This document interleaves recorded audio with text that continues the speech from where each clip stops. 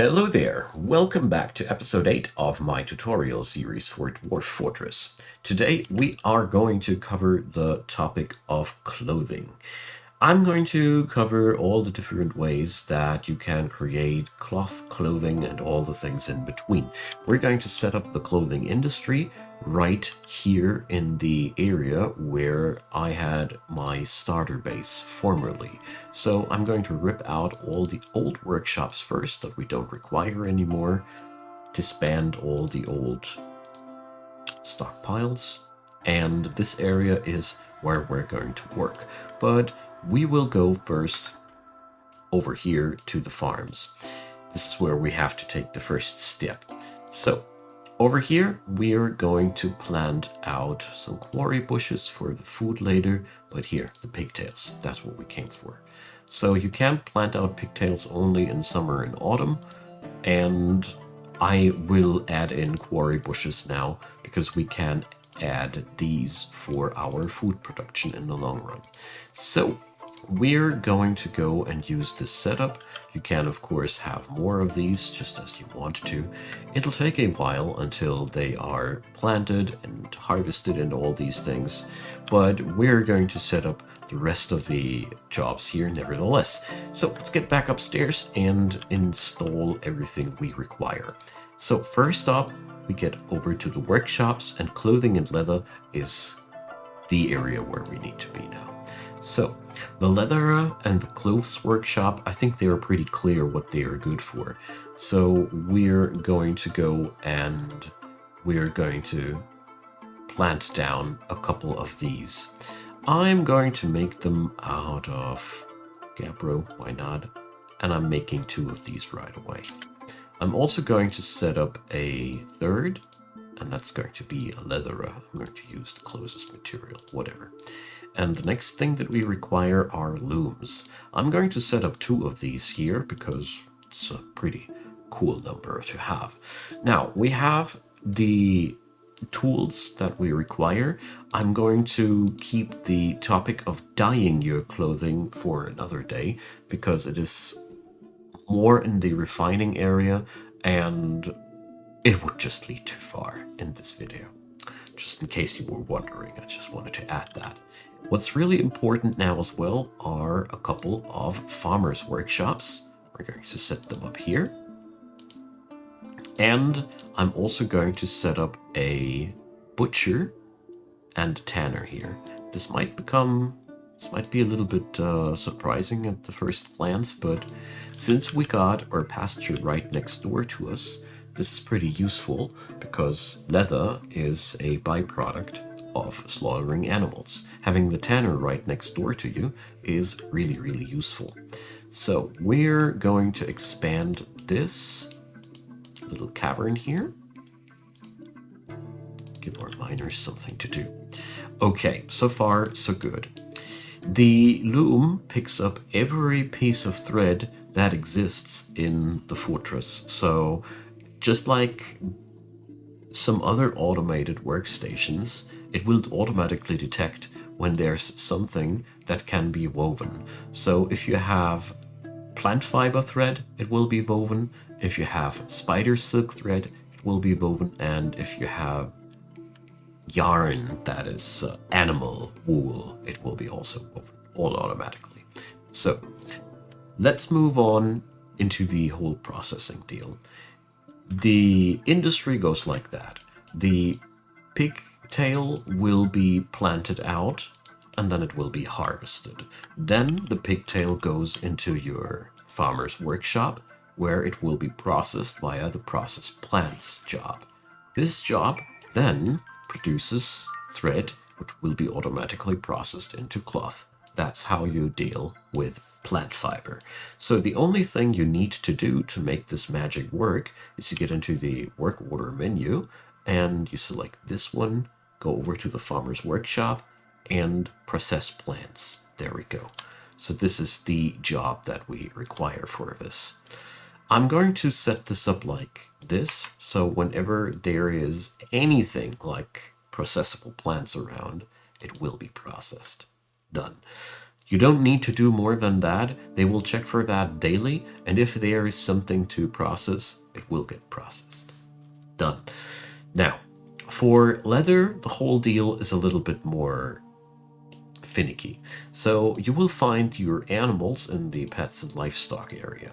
So here you can select if an animal is supposed to be butchered. So we have a lamb, so we could actually kill one of them. Let's see.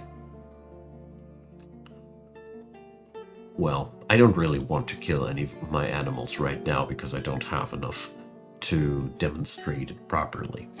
But it's sufficient to say that you put them here onto the chopping block, then the animal will automatically be assigned to the butcher's shop, then it will be butchered, and just like the Loom, the tanner's workshop picks up any raw hide automatically and tans it. So you will be also well off in this regard. And then there's the last thing that you can go for. That's spider silk. So here you have the job of web collection. This is a little bit of a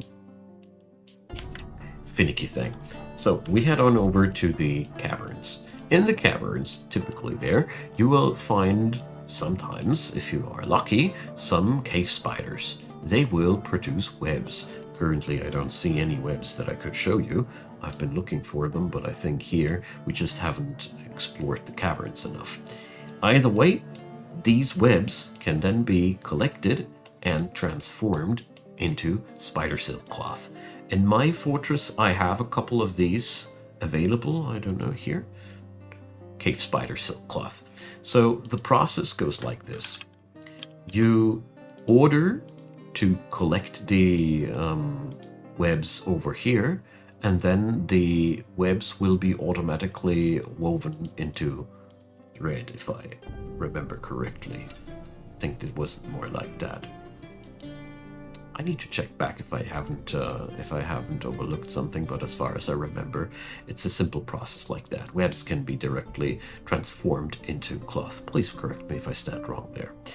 Now, the next thing is, how do we make something out of these things? So the clothier and the leatherer are the workshops that process these goods. There is also a last thing, metal cloth. We will explore that method much later in this series, but that's just a side note. So I want to explain also, as the last thing, how to make cloth out of animals. So the process goes like this. You order to shear an animal, and if you have a shearable animal in your fortress, then somebody will pick up the job, bring the animal over there. There we go. Wool has been created, and then the wool has to be spun into thread, and after this, the thread will be automatically picked up by the loom and get transformed into animal cloth. That's the fourth type of cloth that we have here. So basically we have 3 types of cloth based from spider, plant, and animal. And we have leather, which is a little bit of a different thing. So to automate the animal cloth production, it goes like this. You go back to the work order area, and then you will select back the farmer's workshop. So we select shear animal, and we select spin thread. So these will be now done daily. By just clicking the clock, you can change it in restarts daily. Done that. And here we just tell them that if there's anything hair, wool, body part, it has to be spun into thread. End of the story, done deal. So whenever your animals are throwing off any wool or can be sheared, you'll be now picking up that stuff. So what's left now is that we're going to talk about clothing. So you can make out of these different materials clothing. Every dwarf in your fortress wears clothing. They really want to wear clothing. They'll also be angry if their clothing is bad. So as you see here, there's an X in front of the and at the end of this one. This depicts wear and tear. The Dwarf Fortress uses a couple of codes to depict the quality of an item. I don't know, do we have something? So for example, these signs here in front of the pigtail or the sheep wool cloth depict extra good quality. X's always stand for bad quality. The more of them and the larger they are, the more worn down the item is. In short, your people need a fresh supply of clothing because after a couple of years at the most, it will deteriorate away into nothing. Now, to get that done, we get back into the almighty work order menu, and there we go over to the clothier's shop. So here you see a really staggering amount of things that you can create. The bad news is, to make your fortress happy, you need all of them. So the easy parts first. We're going to add in cloth bags and cloth ropes if you want to use them. You can also use other things as ropes, but it's an option. We're going to include that. So first up, these two things. These are the utility items made out of cloth.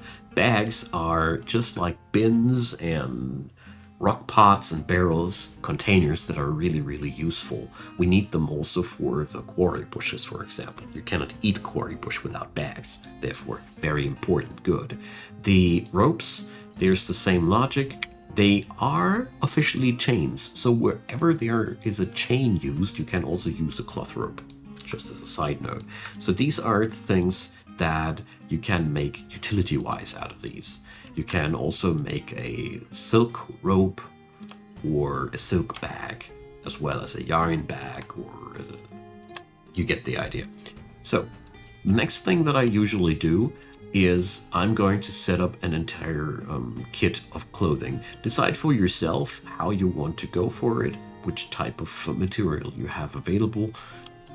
Then it goes like this. You just select every single item on the list once and put it up there. And then I'm going to cut this here. You go in there. And what I usually do is I order that I have always 3 caps available, and I only do this if we have enough cloth available. So only do this if there are 10 pieces of cloth or more available. So the clothing production will never steal the materials for other industries. You can also increase that to whatever point you want to, but that's my typical setup. So 3 caps, and then I reduce the number there. See here. To 3, and then I return with that, and then you can just do this like that. And this is a process that can be very quickly done. If you have some practice with it, it's really quickly set up, and then you get to do that for every single item in the list. This is a little bit annoying, and I really wish there would be an easier way to get this done, but I don't know of any. Bonus points for you if you manage to get yourself a set of every material automated. But this will lead to the following situation. Whenever there is something required and whenever somebody wants some new piece of clothing, it will be already produced. And whenever somebody has picked up that new piece of clothing, the game will automatically realize, oh, look there, we just have spent the item that we've prepared, quickly produce a new one. And this way your clothing industry will always have stockpiles sufficient of what you need. You can also increase the number, so for example, like store like 5 of these at all times, but I'll leave that up to you. I just recommend you to have these things on store. Ideally, if you have animals that give wool, do this also for the yarn cloth things, because it just pays off to have a lot of clothing in your fortress, because clothing makes people happy, and vice versa. It makes people unhappy if the clothing is bad. I've heard of several fortresses spiral into disaster because of that, so it can be really a propulsion device of disaster in this regard. So here, a few last things that are worth mentioning. It's really worth picking up at your stoneworker, here, cabinets. As soon as you have clothing, your dwarfs will drop their worn clothing wherever they want to. Rock cabinets give you the option to just put a cabinet into each and everybody's bedroom, and as soon as they have a cabinet in their bedroom, they will store it in there till the cabinet is full, and then you need to take other measures. But we'll talk about that when the time is right. So the last things that I want to introduce in this video, a couple of useful stockpiles. So in the vicinity of your clothing industry, following stockpiles I deem really useful. So we're going to go for the obvious stockpile where we store our cloth. Very useful to have the working material nearby, obviously. And the same thing you can do here now for armor. If we go into the details, I'll show you. So armor is obviously not only armor made out of metal, but also things made out of all manner of different materials. So there's yarn, but there's also glass, bone, and whatever. But this stockpile now will soak up all the different types of clothing that will be produced here. The only thing that we're lacking on this stockpile is leather. We should include that here as well. You can decide for yourself if you want to have that here in a divided stockpile or not. One thing that I also recommend is to have a small stockpile over here for meat, just meat, because it doesn't happen, or it does happen sometimes that after butchering an animal, the leftover food is not being brought quickly enough into a stockpile. In Dwarf Fortress logic, if the meat is in the workshop, it rots. If it lies on the ground in a stockpile, it lasts forever. Don't question this logic.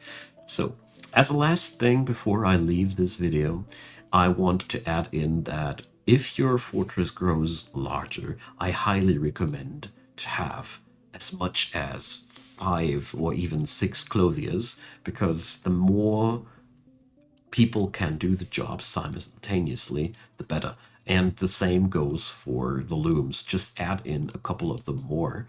And if you use leather, just put the leather into there.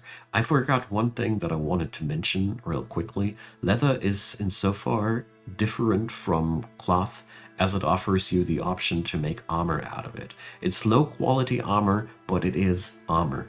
And it is really interesting for those demands later of the noblemen, because sometimes noblemen want to create armor quite regularly, and it's a cheap way to create armor that doesn't cost you any metals. That all being said, I feel like I have cleared out most of the things. Your dwarfs will pick up the clothing that will be created in the workshops automatically. You don't need to do anything about that extra. They'll just get the job done, and whenever they need something new, they'll pick it up from the stockpile. So I'll be fixing up between the episodes now the work orders also for the yarn part. And I'm really sorry to tell you that I don't know of any other method out there besides this one to get the job done. I really am sorry. But the good news is, for one, if you're using DF Hack, you can save and export these. And for another thing, you only have to set it up once, and then after that it's automated and keeps running forever. But all right, so that's all I had to say for this episode. Going to leave you guys here. Thanks for watching. Drop me your comments down below. Feel free to leave a like or a subscribe if you'd be so kind. I'd be very, very happy. Besides that, check out Patreon, PayPal, and Buy Me a Coffee. It would be really cool if you'd be checking out those links. They are at the topmost in the description box. Big thanks goes out to the supporters. I really, really appreciate. And a big thanks also to all the people watching these videos until the very end. I deeply appreciate you all. Have a wonderful day and see you soon. Bye-bye.